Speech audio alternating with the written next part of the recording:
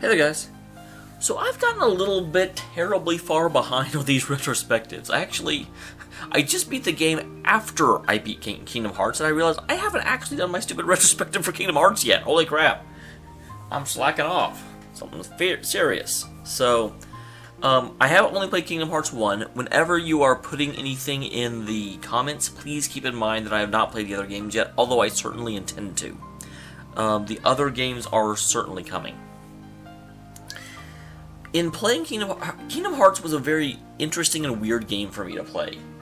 Primarily because it's an incredibly simplistic game from a plot perspective that I know gets super non-simplistic in the future. Again, I don't know a lot about the actual series, but I know that I have heard that Kingdom Hearts and Metal Gear are like the two series where the plot just gets ridiculously convoluted over time. But yet, playing this game, it basically comes down to, and of course, guys, I mean, spoilers, beware, I'm going to talk about.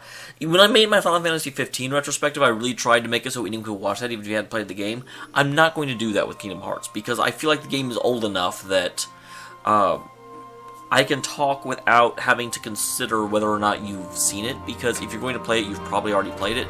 But if you haven't, stop here. So, but it's like, the plot boils down to, and again, I know I keep saying this, but don't correct me if any of these assumptions are wrong, because I haven't played the other games. But for the purely on Kingdom Hearts 1 level, the plot boils down to, there's a bunch of Disney worlds, and there are Heartless that exist, and for some reason Maleficent wants to cause the Heartless to take over worlds, because we never really get a good reason why Maleficent is doing this. Why does she want the different worlds to be consumed by the Heartless? And we never really, the ending raises a whole bunch of questions, so it's like, I like interacting with a game's plot. I like trying to, understand and, dig deeper and really understand, like, character motivations and getting a very thorough, I like characters to grow through the piece, and unfortunately in Kingdom Hearts that didn't really happen. And I know it will happen. I know it. I feel like Kingdom Hearts was the unexpected success. I think that when Square made it, they just sort of made a little lark, like, hey, we got this partnership, let's go ahead and make a game with a bunch of Disney Final Fantasy characters and put them together, have different worlds, and it'll be great. And if you assume that's their goal with the first game, they did a really good job. But looking at it in terms of what came back later, the first game is just a big, massive question mark of things that aren't really ever fully defined. So, again, I do like to actually make a point and stop and talk about the things that I really, really liked about the game. Because I don't want these retrospectives to be full of constant negative. Although, unfortunately, when you look back over a game after some time has passed, the things that bothered you will tend to stand out more than the things that, you really liked. But there are, as I said before, the different Disney worlds, with the exception of Neverland, are fantastic. I thoroughly liked going into them. They seem to really distill down the movies into their most iconic locations. The, voice acting seemed fairly on point. I never heard a character talk and was like, that's not how that person's supposed to say, except for some of the Final Fantasy characters. They didn't sound right. But that was because with a lot of them, Kingdom Hearts was the first time they'd ever actually been voice acted, so they didn't match the way that it either sounded in my head or as they've been, cast since then. So you kind of have to give them a pass on that. But the world idea was beautiful. The world idea was fantastic, and it was really, really well executed. I did say except Neverland before, only because Neverland was just the Jolly Roger. You didn't have the Lost Boys village, you didn't have the Indian village, you didn't have, the mermaids anywhere. There was a lot to Neverland that never materialized. You had one location in London, which was Big Ben, and then you had the Jolly Roger, and that was it. They did a decent job explaining why that was in the game itself, but still, it was when you see Neverland, you have certain expectations, and those were not met. A lot of people didn't like the Little Mermaid section. I didn't mind it at all. I thought it was fine. So, I remember in chat at one point, one of the viewers was like, yeah, some people say they can never really figure out how to move in the, underwater areas, and I call those people idiots. And I certainly agree, because I never had an issue with it. I did occasionally get turned around in some of them, but you know what? Exploring was pretty fun. The only real complaint I have is that I think my least favorite area overall, obviously I already complained about Neverland, but in terms of just the actual area I didn't like, was Alice in Wonderland, and that's the first place you go. Oh man, I had actually played Kingdom Hearts years and years and years ago and just couldn't get into it because the first 2 areas are so boring. It's the Wonderland, you just wander around for a long time and get thoroughly confused because you're trying to be 100% and find everything. And then eventually you give up on it and you go to the Coliseum, which is just a series of fights, and you're just like, okay, this game isn't all that great. And it's like, after you get through the first little group, you get on to Agrabah and Under the Sea. The whale wasn't great. I didn't really mind it, but the whale was a little bit more frustrating than fun. But Agrabah I really liked. I liked Under the Sea. I liked the Jolly Roger. I liked Nightmare Town. So it was like the second group of worlds was just fantastic.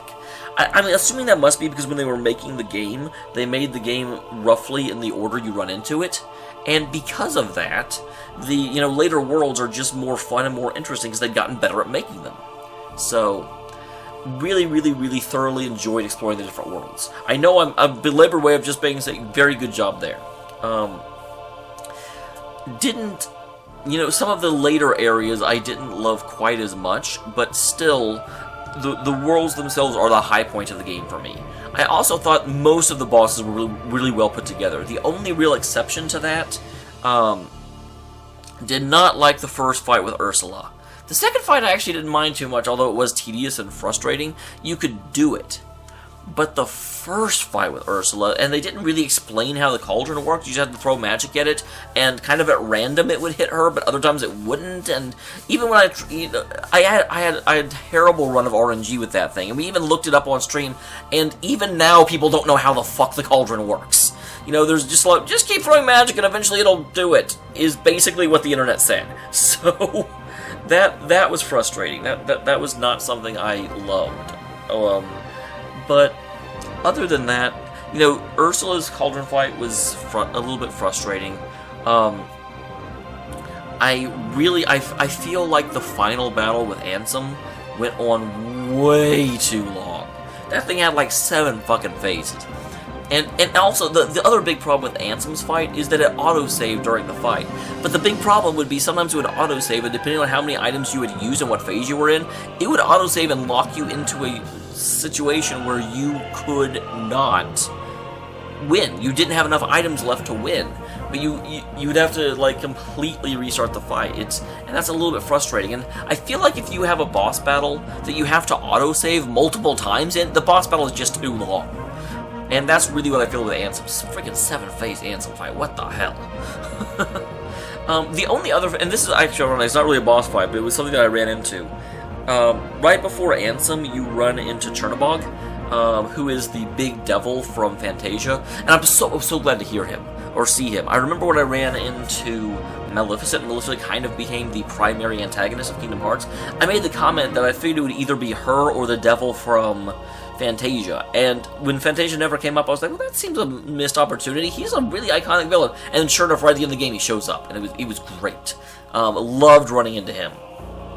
But, ironically, after you fight him and after you beat him, the game locks, and you can't actually go back to the save point. Or maybe you can, but once you progress on a little bit more, it won't let you go back. Because I got so horribly trapped in the room right before Ansem. I don't know if I was under-leveled, or I know I wasn't using Aereo, because people told me it was really cheap, and it made the game too easy. And I managed to beat it without Aereo, but oh, I got terribly, terribly, terribly trapped there. So, a little bit of a frustration there. But still, bosses, high point. I thought the bosses were really well designed. I thought they were unique and interesting. I really enjoyed fighting through them. So that's the two things that Kingdom Hearts does really, really well, is it takes its premise, it handles it well, it's a lot of fun to explore, the boss fights are really interesting, the combat is smooth flowing and fun to go through, even if it is a little bit like mash X until you win it a lot. The failings of Kingdom Hearts, and the things that just pissed me right off. after you do... Up until Bastion Hold, frankly, the game is almost perfect. You know, the only complaints I have, like I said previously, were Neverland and Cauldron Fight with Ursula. That's it. Everything else I thought was kind of really well. Okay. Origin Island or Outside Island or whatever the hell it's called goes on too long. True, fair enough, fair point. But really, overall, the game is really, really, really good. Everything is about scaled correctly. And then after Bastion Hold, the game designer's like, we need to make this feel more epic. And so they just dump enemies on you. And it's like, you'll spend 15 fucking minutes clearing a room of like 80 waves of guys in order to open a goddamn treasure box. It's ridiculous. And they do that because they need to force you to level up. And maybe that's exactly why I had so much trouble towards the end, is because I didn't have the patience for that crap. I'm like, no, I don't care what's in this treasure box. It's not worth fighting all this time just to open a damn box. So, I do feel like the difficulty rating requires way more grinding than a game for fun should. And I also feel like, you know, it's just... The combat is fun, but you need to feel like you're making progress. And when there's that many waves of enemies, you're not really making any discernible progress. It's just, it gets frustrating because you have no context of how long you have to keep doing it until eventually it ends. At one point, I actually gave up on a room that you have to clear to progress the story because I thought the guys never stopped spawning, and they had to be like, no, they do eventually stop. But I had been in there and fought for like 10 minutes straight, and they just kept coming, and I was like, okay, well, obviously it's an auto-spawning room, and they're like, no, it isn't. It isn't. So, that's a big problem for me. That's a big problem for me. Other than that, that was my biggest complaint, is that the battles just go for too long. And my other big complaint, and I referenced this at the beginning, is that the plot doesn't really explain itself. There's a lot of things that happen, but you don't know why it happens. And again, I know why that is. It's because they were just making a game for fun, and they didn't really focus on the plot. The plot was a device by which they got to make all these fun Disney worlds, so it didn't need to make sense. But, and granted, I'm being super nitpicky when I say this, guys, so if you love Kingdom Hearts, don't get too offended.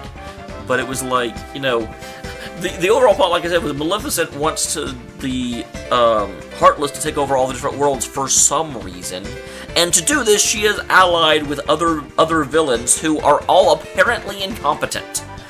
Like, Jafar is the only other one that seems remotely competent. You know, you look at it, there are a number of worlds that the Heartless have taken over, including Maleficent's own home world. And then they've also, you know, the Cinderella world they've gotten. You know that they got Lion King because Simba shows up as a summon, and they talk about how really strong characters from worlds that got taken over the Heartless will persist on even without a world. So we know they got Lion King. And there's a few others that show up. Theoretically, the fact that we run into Merlin in town means that they got Sword in the Stone. So, and my point in bringing this up is that means that apparently Scar was able to deliver the Lion King. I forget who the villain of Sword in the Stone is. Maybe... I think it's another wizard of some sort. You know, these are villains that were actually successful. Maleficent doesn't deal with them. Doesn't work with them. Instead, she wants to deal with Oogie Boogie, someone that isn't even able to control the Heartless. She wants to deal with, you know, Jafar at least found his keyhole. So I can't mark down Jafar, but a lot of them just, they can't get anything done. You know, Captain Hook isn't able to get anything done. He's not even in the right place in the world to find his... I don't know what he's doing. So there's a lot of issues with with Maleficent's overall plan. I don't know what she's doing. She seems a rather incompetent villain.